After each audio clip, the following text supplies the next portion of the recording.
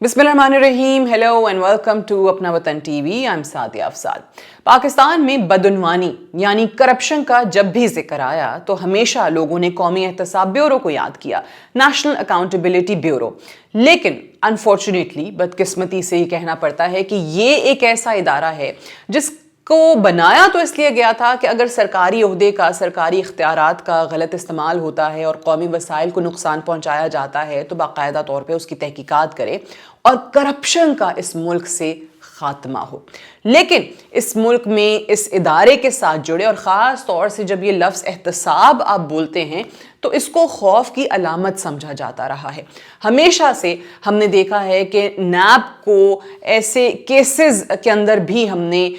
उनके वकला को, अपने आप को डिफेंड करते हुए देखा है जिनमें बाकायदा तौर पे, जिन पे इल्ज़ाम लगाया गया, उन लोगों की जानें गई हैं। बहुत सारे ऐसे लोग हैं जो ज़ेरे हिरासत अपनी जानें गंवा चुके हैं। ये तमाम इंसिडेंट्स हमारे सामने आए और नैब जो है वो मज़ीद बदनाम होता चला गया। इस इदारे के हवाले से बहुत ही ज़्यादा मनफी तासुर या रद्दअमल अवाम में भी आपको देखने को मिला। हमेशा ये कहा जाता रहा कि ये एक ऐसा इदारा है जो बिल्कुल सियासी मकासद के पस मंज़र में चल रहा है और सियासी तौर पर इस्तेमाल होता है। हत्ता कि आप अगर देखें कि जो इस वक्त मुल्क के वज़ीर आज़म हैं या उनकी काबीना के जो अरकान हैं वो भी नैब का सामना कर चुके हैं। अभी हमारे मौजूदा वज़ीर आज़म को अगर आप देखें तो जिस ज़माने में इन पे केसेस बने और इनको हिरासत में लिया गया तो उस वक्त कितना नैब की तरफ से वावेला किया जाता था कि जी बहुत ठोस शवाहिद हैं,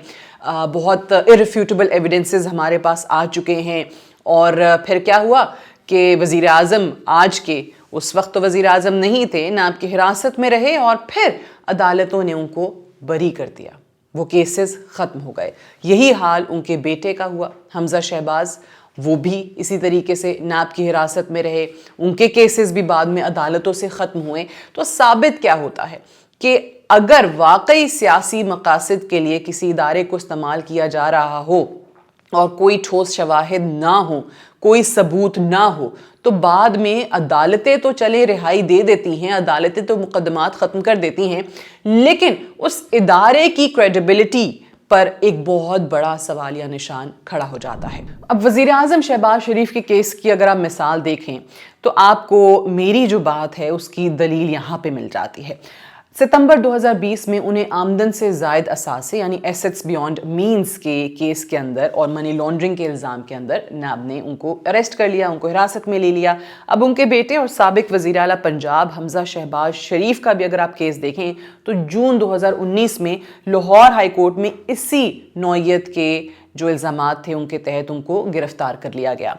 ताहम हुआ क्या कि जुलाई 2023 में एहतसाब अदालत ने दोनों को 7 अरब रुपए के मनी लॉन्ड्रिंग केस में बरी कर दिया। क्यों? क्योंकि नैब जो ये कहता था कि ठोस शवाहिद मौजूद हैं, तहकीकात हुई हैं और ऐसी ऐसी चीज़ें सामने आई हैं जिसको कोई डिनाई नहीं कर सकता, कुछ भी उसमें से साबित ना हो सका। फिर इसी तरीके से एक केस था रमज़ान शुगर मिल्स, जिसमें कहा गया था कि 2 अरब से ज़ायद अवामी जो पैसा है, जो अवामी फ़ंड है, उसका गलत इस्तेमाल किया गया। वो क्या हुआ कि जी फरवरी इसी साल 2025 के अंदर वो मुकदमा भी अदालतों से ख़त्म हो गया। तो इससे क्या साबित होता है कि जब भी इस इदारे को अपने सियासी मुखालिफिन के अगेंस्ट इस्तेमाल करना हो तो बहुत आसान काम है। किसी भी केस के अंदर पहले तो कोई केस बनाएं और एक फ़र्ज़ी केस बनता है, अवाम में बताया जाता है, मीडिया में उसके चर्चे होते हैं और फिर अरेस्ट जो है वो कर लिया जाता है उस शख्स को। अब उस शख्स को सुनने के मौके मिलते हैं, नहीं मिलते, तहकीकात होती हैं, नहीं होती, ट्रांसपेरेंसी रहती है, नहीं रहती, इससे कोई सरोकार किसी को नहीं है, ख़ास तौर से इदारे को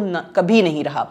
फिर अदालतों में जब वो मामला जाता है तो इंसाफ होता भी नज़र आता है और फिर आपको मुकदमे भी ख़त्म नज़र आते हैं। सो ये तय हो गया कि ये इदारा हमेशा से सियासत के और सियासी दबाव के ज़ेरे असर रहा। कुछ अरसा तो यही सिलसिला चलता रहा। फिर हुआ ये कि वाकई में जो हमारे कानून साज हैं, जो पार्लियामेंटेरियंस हैं, जो शायद ये रविश देख देख के खुद तंग आ चुके थे कि कभी किसी की पगड़ी उछाली जाती है, कभी किसी को जलील किया जाता है और फिर निकलता कुछ भी नहीं है, सिर्फ और सिर्फ आप उस पर इल्ज़ाम लगाते हैं और उसको बदनाम करने के लिए आपने इस इदारे का क़याम किया है। उन्होंने ये फैसला किया कि अब ہم اس کے حوالے سے کوئی قانون سازی کریں گے۔ اور لیجسلیشن میں پھر کیا ہوتا ہے کہ 2022 میں قومی اسمبلی نے نیب آرڈیننس 1999 میں کچھ اہم ترامیم کی، جن میں 2 قانون سازیاں ہوئیں۔ پہلی نیشنل اکاؤنٹیبلٹی ترمیمی ایکٹ 2022 اور نیشنل اکاؤنٹیبلٹی دوسری ترمیم ایکٹ 2022۔ اب ان ترامیم نے، ان امینڈمنٹس نے نیب کا جو دائرہ کار تھا اس کو کافی حد تک محدود کر دیا۔ اب جو وفاقی، صوبائی یا مقامی ٹیکسیشن کے معاملات ہیں، کابینہ کے فیصلے ہیں، کمیٹیاں اور ریگولیٹری ادارے جو ہیں وہ اس کے دائرہ کار سے باہر ہیں۔ اس میں ایک اور اچھی چیز یہ ہوئی کہ جو بدعنوانی یعنی کرپشن کی تعریف ہے، جو اس کی ڈیفینیشن ہے، اس میں ایک شق شامل کر دی گئی کہ صرف مالی فائدے کے ثبوت موجود ہوں اور کم از کم 50 کروڑ روپے ہوں تحقیقات کے لیے۔ اب اس سے ایک چیز کیا ہوئی کہ جو ادارہ ہے وہ واقعی وہ بڑے کیسز جس سے مالی کوئی نقصان ہوا ہے اس ملک کا، اس ملک کے جو قومی خزانہ ہے اس کو اگر کوئی نقصان پہنچا ہے تو اس کی توجہ ان کیسز کی طرف جو اصل کیسز تھے وہاں مرکوز ہوئی، بجائے اس کے کہ چھوٹے کیسز اور غیر مالی معاملات کے کیسز میں ہمیشہ سے ادارہ الجھا رہے اور کبھی کچھ ہو رہا ہو۔ سو ایک لحاظ سے اس ڈیفینیشن کو وسیع کر دینا اور اس میں یہ شک شامل کر دینا اس نے کافی ہیلپ آؤٹ کیا۔ اچھا، اب یہ قانونی ترامیم تو ہو گئیں، جو لیجسلیشن ہونی تھی وہ تو ہو گئی، لیکن اس میں ایک چیز ہمیشہ سے ہم دیکھتے ہیں کہ کسی بھی ادارے کو اگر آپ نے ٹھیک کرنا ہے تو اس کے اندر اصلاحات ہونی چاہیے، ریفارمز جو ہیں وہ وہاں سے آنے چاہیے جو باقاعدہ آپ کو نظر بھی آئیں، اس کے ثمرات جو ہیں وہ عوام تک پہنچے۔ اب ہمیشہ سے جو نیب کو لے کر بہت زیادہ شکایات رہی ہیں اور پھر سننے والا کوئی نہیں، ہیلپ لائن دی جاتی تھی، کوئی فون نہیں اٹھاتا تھا، وہ تمام چیزیں جو ہیں وہ بہتر ہونا شروع ہوئیں۔ جو ایک کمپلینٹس کے لیے سیل، جو مرکزی شکایت سیل ہے وہ بنایا گیا، اور ایک ریجنل جو بیورو ہوتا ہے وہ بھی آپ کو مختلف ریجنز کے اندر نظر آیا تاکہ عوام اپنی شکایات درج کروا سکیں، اور مقررہ وقت کے اندر، یہ نہیں کہ وہ پھر سال ہر سال چلتا رہے، مقررہ وقت کے اندر، کم وقت کے اندر ان کی اسکروٹنی ہو اور معاملات آگے بڑھ سکیں۔ اب شکایات درج کرنے کے لیے کچھ شرائط ہیں جو کہ لازمی ہیں۔ ایک تو حقیقی شواہد کی ضمانت، حلف نامے، اور پھر ماضی کے ریکارڈز کا بھی تقاضا جو ہے وہ یہاں پہ متعارف کرایا گیا۔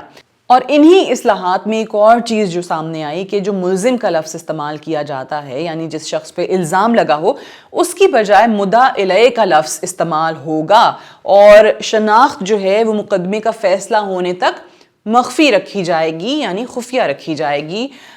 پارلیمنٹ اور بیوروکریسی کے لیے بھی اسی طریقے سے ایک علیحدہ AFCs یعنی اکاؤنٹیبلٹی فیسیلیٹیشن سیلز جو ہیں وہ قائم کیے گئے، اور کاروباری طبقے کے لیے BFCs یعنی بزنس فیسیلیٹیشن سیلز جو ہیں ان کا قیام عمل میں لایا گیا۔ اور بزنس کمیونٹی کے لیے خاص طور سے، کیونکہ ہم دیکھتے ہیں کہ آپ کا جو اپنا یہاں پہ ایک کاروباری طبقہ ہے اس کو بھی یہ کنسرنز رہے، اس کے بھی ریزرویشنز رہیں، اور باہر سے بھی خاص طور سے جو لوگ آ کر یہاں پہ انویسٹمنٹ کرنا چاہتے تھے، یہاں بزنس کرنا چاہتے ہیں، بیکاز اپرچونٹیز تو بہت ہیں، لیکن وہ نیب کا نام سن کے بھاگ جاتے ہیں۔ آپ کا اپنا کتنا ہی یہاں پہ بزنس مین آپ کو نظر آتا ہے کہ جو ملک چھوڑ کے چلا گیا، انہوں نے پریفر کیا کہ جی چھوٹے کہیں ممالک میں جا کے ہمیں کاروبار کرنا پڑے تو وہ زیادہ ہم پریفر کریں گے۔ کیونکہ وہاں پہ نیب نہیں ہے، وہاں پہ ان کو کاروبار کرنے کے لیے زیادہ تنگی اور زیادہ مشکلات کا سامنا کرنا نہیں پڑتا۔ پھر پوری دنیا اگر آپ دیکھیں تو ٹیکنالوجی پہ چل رہی ہے، جدید ٹیکنالوجی کا زمانہ ہے، اور فائنلی ہم نے دیکھا کہ یہاں پہ بھی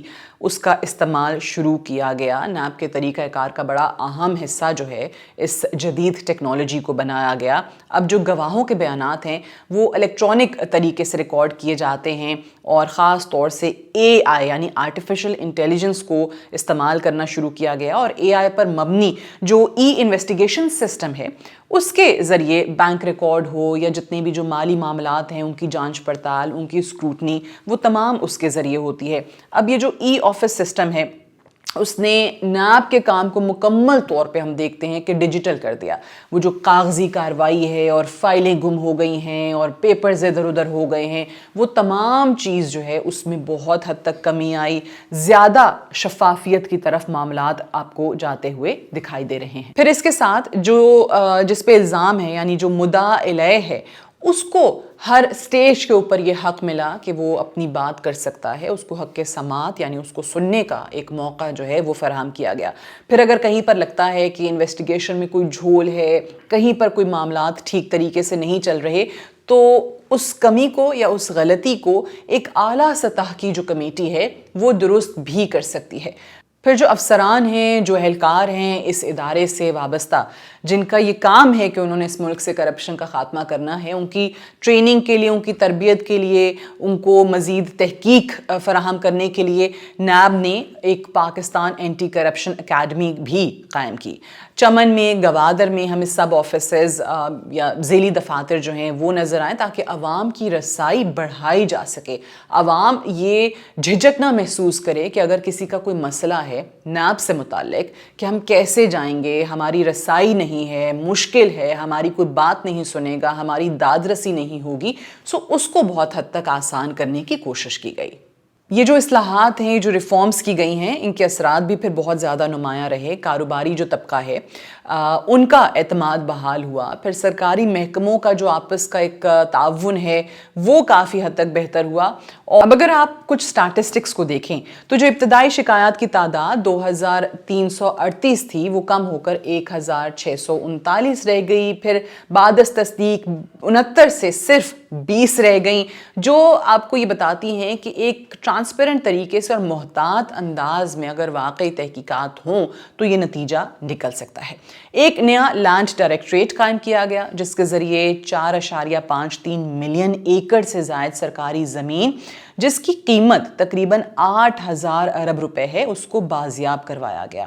پھر ہم دیکھتے ہیں کہ جی بہت زیادہ پونزی سکیمز ہیں، ہاؤسنگ سوسائٹیز کے فراڈز ہیں، اس میں متاثرہ جو لوگ تھے، جو شہری تھے، وہ 1,21,635 تھے، ان کو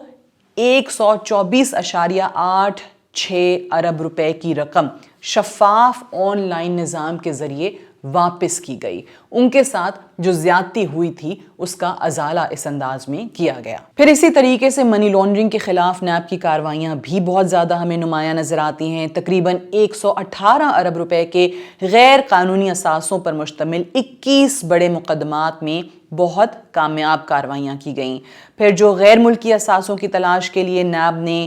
ملیشیا، سعودی عربیہ، آسٹریلیا، چائنا، سری لنکا، روس، تاجکستان، ان تمام ممالک کے ساتھ ایم او یوز سائن کیے اور انٹرپول اور دیگر بین الاقوامی نیٹ ورکس کے ذریعے معلومات کے تبادلے کو مؤثر بنایا، کیونکہ یہ بہت ضروری تھا، کیونکہ ہم دیکھتے ہیں کہ لوگ یہاں پہ فراڈ کرتے ہیں، لوگوں سے ٹھیک ٹھاک رقم وصول کرتے ہیں اور اس کے بعد ملک چھوڑ کے کہیں اور وہ رہنا شروع کر دیتے ہیں۔ پھر ہمارے لیے مشکلات یا کوئی لمیٹیشن کیا ہوتی تھی کہ کیونکہ ہمارے اس قسم کی کوئی انڈرسٹینڈنگ یا کوئی معاہدے نہیں ہوتے تھے ان ممالک کے ساتھ، تو ان کو وہاں سے پکڑ کے واپس لانا ملک میں تاکہ ان کے خلاف قانونی کارروائی ہو سکے، یہ ایک امپاسبل ٹاسک ہو گیا تھا جو اس کے بعد اب آپ کو کافی حد تک ممکن نظر آتا ہے۔ اس ادارے کے قیام سے اگر آپ دیکھیں فروری 2023 تک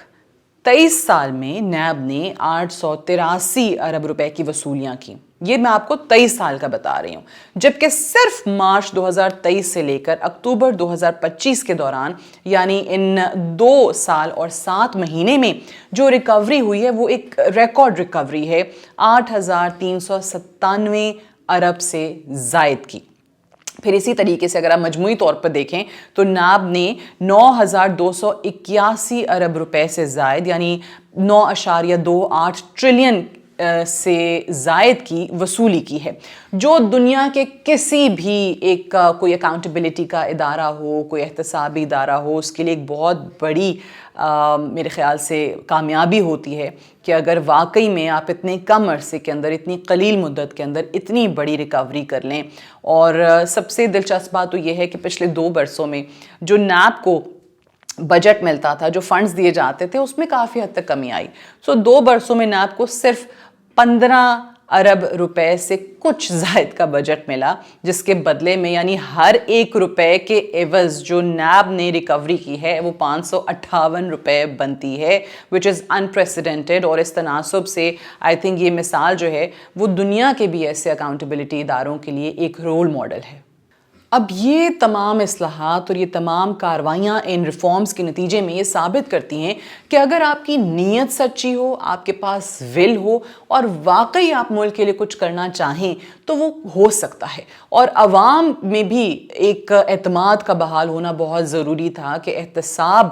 آپ کو ڈرانے کے لیے نہیں، آپ کو نقصان پہنچانے کے لیے نہیں، بلکہ ملک کی خدمت کرنے کے لیے ہے اور ملک کو فائدہ دینے کے لیے ہے. اور احتساب کا عمل جو ہے وہ انصاف پر مبنی ہے، نہ کہ انتقام پر، جس کے لیے یہ ادارہ مشہور رہا. لیکن اگر یہ چیزیں ریئلائز کی گئی ہیں، کیونکہ ہمیشہ کہا جاتا ہے نا کہ آپ تب تک کریکشن اپلائی نہیں کر سکتے جب تک آپ کو اپنی غلطیوں کا احساس نہ ہو. وہ ادراک ہونا بہت ضروری ہے اس کی تصحیح کے لیے، اس کو صحیح کرنے کے لیے، اور وہ ہمیں ہوتا نظر آ رہا ہے.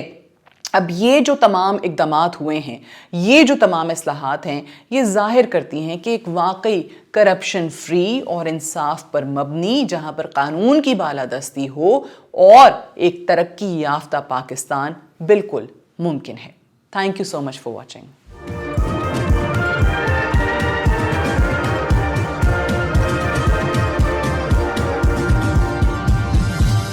You are watching Apna Watan.